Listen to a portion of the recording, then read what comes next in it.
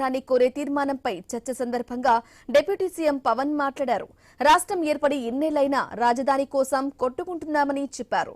ఇక అమరావతిపై జనసేన ఎప్పుడూ మాట మార్చదని చెప్పారు.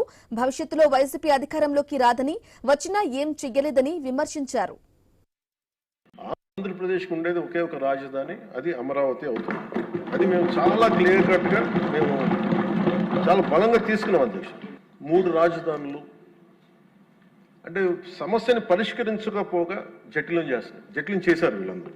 అందుకే మేము ఈ రోజున ఎన్డీఏ కూటమి ప్రభుత్వం చంద్రబాబు గారి నాయకత్వంలో we have committed, we will make sure this is only going to be the capital of state of Andhra Pradesh.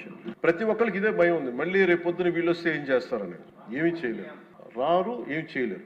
భవిష్యత్తులో మటుకు మనందరం ఒకటే మాట మీద అమరావతి రైతాంగానికి కట్టుబడి ఉండాలి, నిలబడాలి. This is what our commitment from Janasena party. Telangana ఉద్యమానికి ఎలా పనిచేశారు ఇవన్నీ మేము ఇప్పుడు చిన్నప్పుడు కథలుగా వింటూ ఉండేవాళ్ళం. సో ఎప్పుడు తెలంగాణ వేరు ఆంధ్ర వేరు ఎప్పుడు భావం లేదు. తెలుగు నేల అనుకో ఇలాంటి విభజన జరుగుతున్నప్పుడు ఎలా ఆలోచించి ఉండాల్సింది బాధ్యతగా. అప్పుడున్న కేంద్ర ప్రభుత్వం కానీ, కాంగ్రెస్ లెడ్ యూపీఏ కేంద్ర ప్రభుత్వం కానీ, విభజించిన విధానం కానీ. ఇందాక లోకేష్ గారు చెప్తున్నప్పుడు కనీసం ఆఫీసులు కూడా లేవని ఫోటోలు చూపిస్తూ ఉంటే, నేను అప్పుడు ముఖ్యమంత్రి గారిని కలవడానికి వచ్చినప్పుడు ఆయన ఆఫీస్ చూశాను. ఏదో ఇంజనీరింగ్ ఆఫీస్లో కూర్చొని ఆయన చేసే విధానం అంటే ఆయన క్వైట్ అన్ ఆప్టిమిస్ట్ కాబట్టి, ఆయన చాలా బలమైన ఆశావాది కాబట్టి ఇక టెంట్ వేసుకుని మనం చేద్దాం, డెవలప్మెంట్ చేద్దాం అన్న ముందుకు తీసుకెళ్తా ఉన్నారు.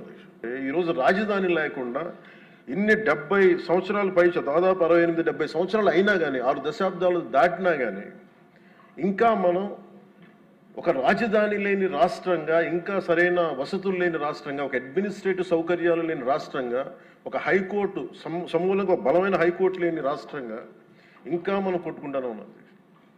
ఇది నిజంగా చాలా ఆవేదన కలిగించేది, చాలా బాధ కలిగించేది. మన జాగ్రఫీని తుడిచిపెట్టేసుకుని అటు ఇటు ఇంకా కొట్టుకుంటా ఉన్నాం.